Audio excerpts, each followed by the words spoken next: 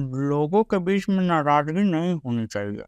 एक बार पति और पत्नी के बीच में आपस में नाराजगी चल रही थी।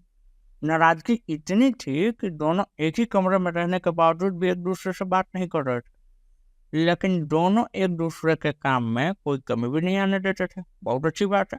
जैसे कि सुबह पति उठता तो पत्नी चाय टेबल पर रख देती और पति को ऑफिस जाने का समय होता तब पत्नी लंच बॉक्स तैयार करके दे देती और टेबल पर भी रख देती।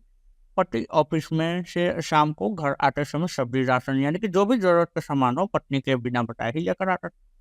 दोनों की नाराजगी का अब काफी समय हो गुजर गया था, लेकिन एक दिन पति को अपने काम से ऑफिस में 10 बजे की जगह सिर्फ 8 बजे सुबह में जाना था।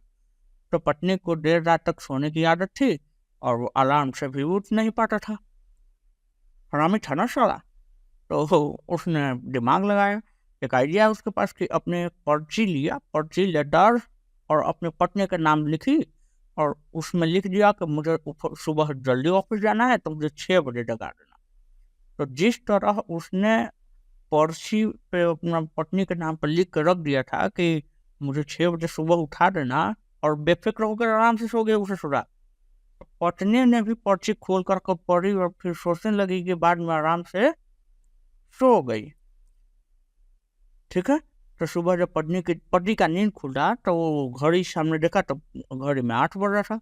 तो फिर पति का ध्यान पास में पड़ी हुई वो जो लेटरवा लिखा था ना तो लेटरवा पर गए।